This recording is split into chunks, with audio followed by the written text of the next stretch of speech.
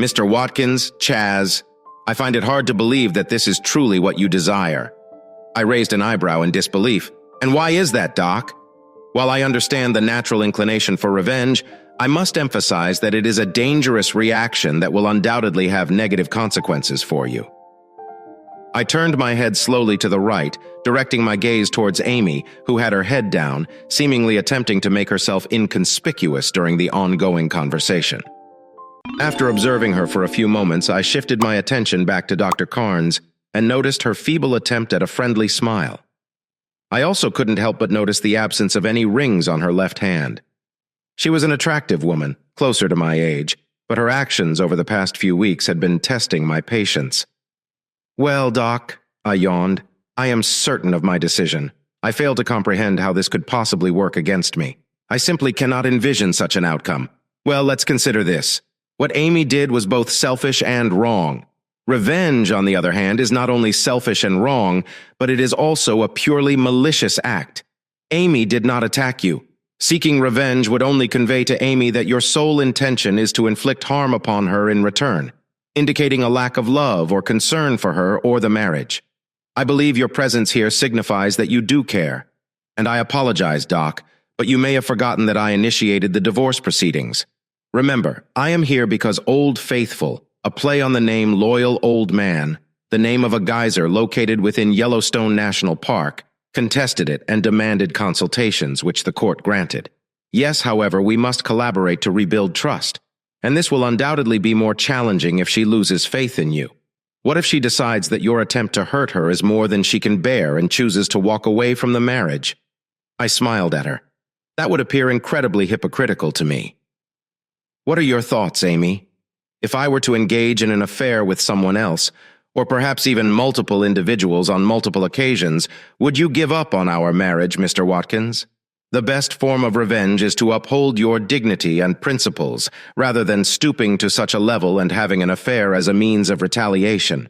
Thank you, Doc. I understand your concern, but I did not receive a response to the question I posed to my wife. Amy, could you please contribute to the discussion? How can we reconcile our marriage if you are unwilling to address difficult inquiries? If I were to retaliate by engaging in multiple extramarital affairs, would you perceive our relationship as equitable or irreparable? Amy, Mr. Watkins, Oh, for God's sake, Doctor, please refer to me as Chaz. This approach is unproductive. Regardless of whether you choose to salvage our marriage, your self-esteem, dignity, and happiness are intrinsic to you. No one should have the power to diminish them. Avoid descending into negative behavior that aligns you with Amy's infidelity. Instead, focus on strengthening yourself. Enhancing your resilience, contentment, and self-assurance may be the most effective form of retribution you can attain. Furthermore, it presents an opportunity to identify the underlying issues in your marriage that led Amy to betray your trust in the first place. Betrayal? I murmured softly. My apologies. Please consult Dr. Carnes. Trees and duck, plural. Amy cheated on me with multiple men on multiple occasions. However, if you don't mind, I would prefer to redirect the conversation. Dr. Carnes nodded in acknowledgement. Amy appeared to be attempting to deny the reality of the situation. Amy, I will revisit my question later, allowing you time to reflect on your response.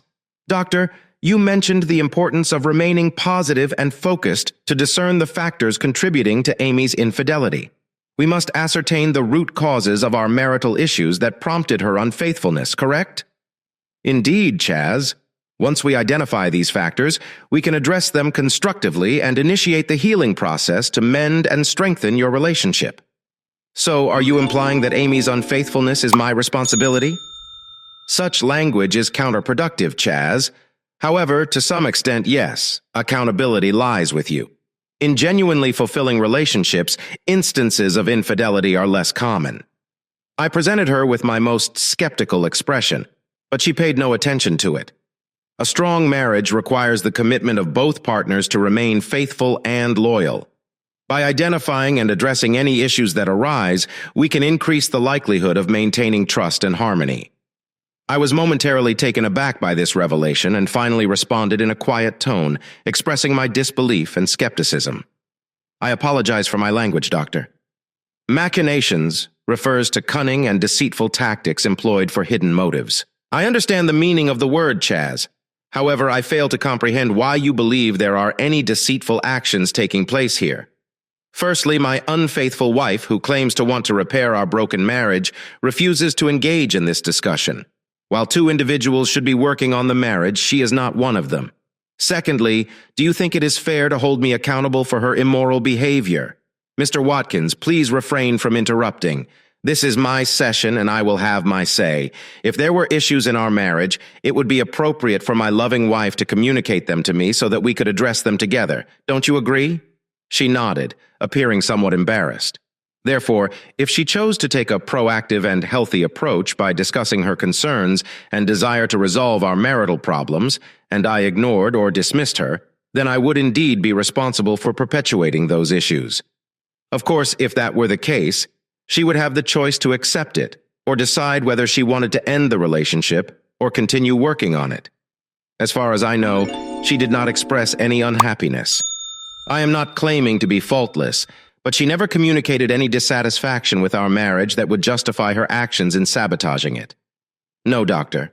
If she was unhappy or dissatisfied, then her actions absolve me of that responsibility. I leisurely stretched in my seat, then rose and made my way towards the exit. It seems our discussion has reached its conclusion.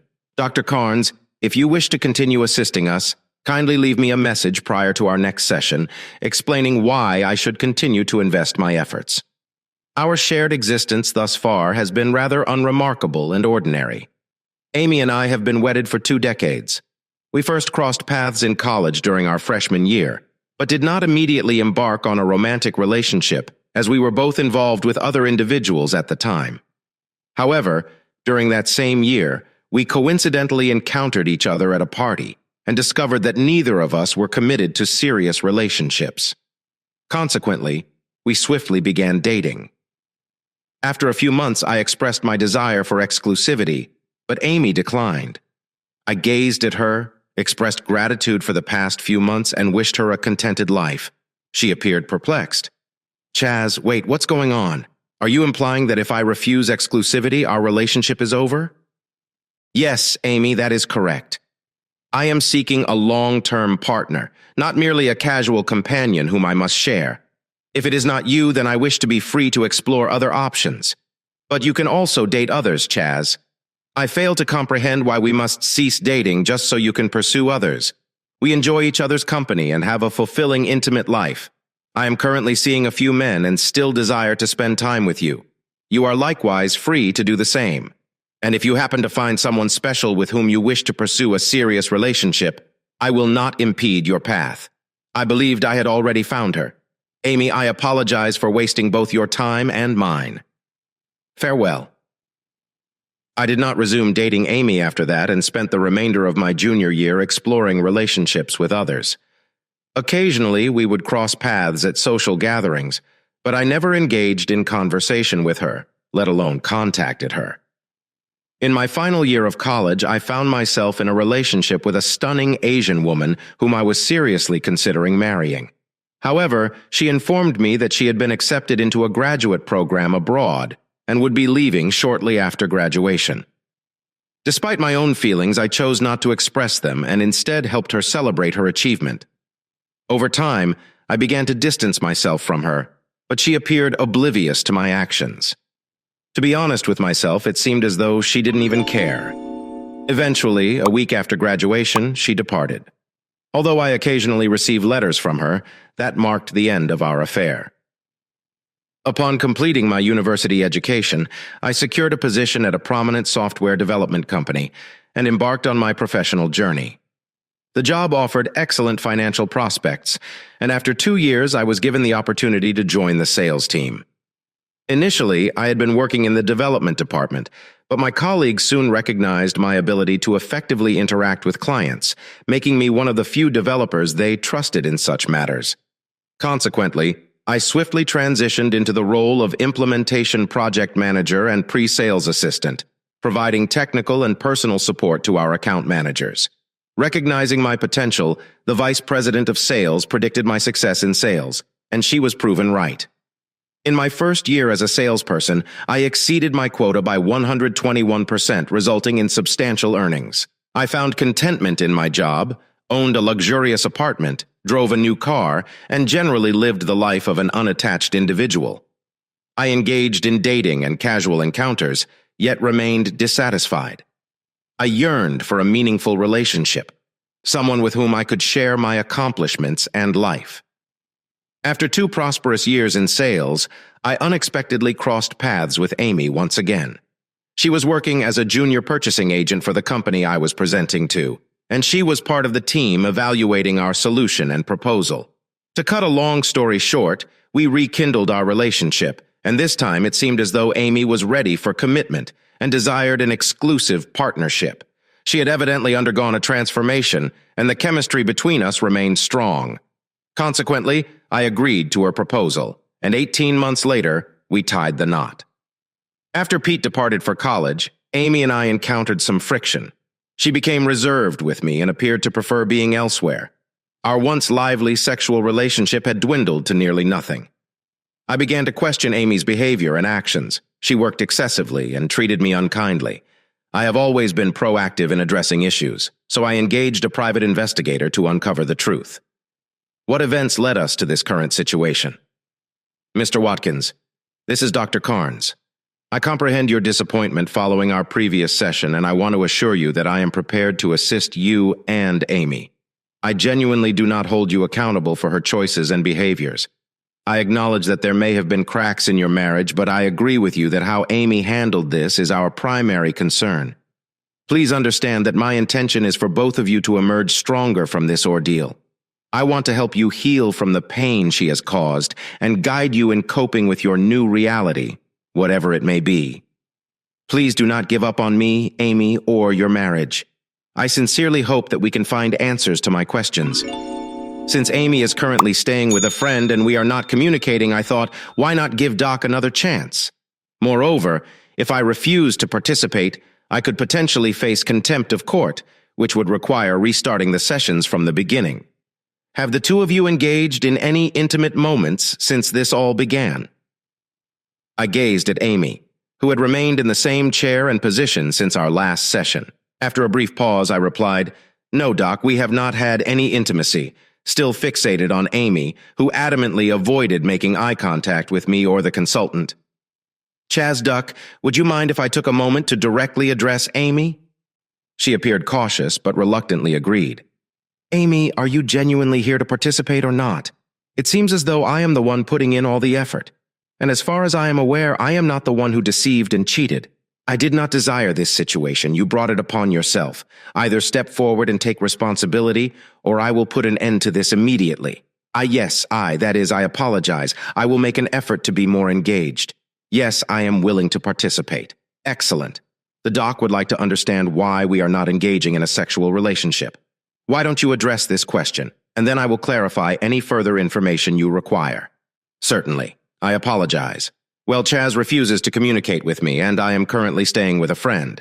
Therefore, we do not have any options. And I have asked repeatedly, but I have not been tested for any diseases. I have asked repeatedly. And well, Chaz claims that he is not comfortable with intimacy at the moment. This is not an exact representation of what I said, but it is, of course, a more toned-down version. Doc, do you have any idea how many opportunities I have had over the years to engage in extramarital affairs? Oh no, how could I possibly know? However, I can assume that you have had more than enough opportunities. You are an incredibly attractive, fit, and successful man. So I can assume that such opportunities have been plentiful." I playfully winked at her, causing her to blush slightly. "Absolutely right, and they continue to be abundant. I have a predicament here, Doc.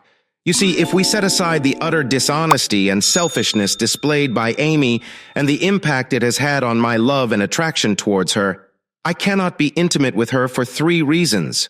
Firstly, I never want to be perceived as condoning her actions. If I were to engage in intimacy with her before we consummated our marriage, it would feel as though I were accepting her infidelity, which I am not. Secondly, I refuse to jeopardize my health. I have no knowledge of whether she has any sexually transmitted diseases." I chuckled slightly as I made this point. Lastly, I need to restore AI had faith in the commitment we made and held deep respect and love for my wife. I was determined not to cause her any harm or put our relationship or her well-being at risk. However, it seems that she is taking the opportunity to explore different options multiple times. In order for me to feel a sense of fairness, I believe I should have the same opportunity to see what other women have to offer. This is not about seeking revenge, but rather about seeking equality, fairness, and balance. Don't you agree that these factors are crucial in repairing our marriage? Amy quivered, and Dr. Carnes pondered her response, chewing on the inside of her cheek. 5, she murmured. I began to grow impatient with this couple. Doc, how many more sessions are we required to attend by the court? She glanced at me briefly, considering changing the subject. Well, let me see. The court has ordered 4 more sessions. Chaz, fine. Let me ask you, do you think we can make enough progress for me to reconsider my decision to file for divorce within these next 4 sessions? Amy let out a sigh. I turned to look at her. Amy, I will be completely honest with you. The only possibility, and let me emphasize that I cannot guarantee anything, but the only possibility for me to reconsider the divorce is if I feel that the balance has been restored. Mr. Watkins, I believe I explained how devastating this would be. We have 4 sessions remaining, and I am uncertain. Thank you, Doc. I am aware of your perspective on this matter. Amy, I will repeat the question I asked last week. If I were to feel that the only way for us to consider staying married is for me to engage in intimate relations with 5 different women on multiple occasions, how would you react? Would you feel that you can no longer remain married to me and proceed with the divorce, or would you be willing to accept it?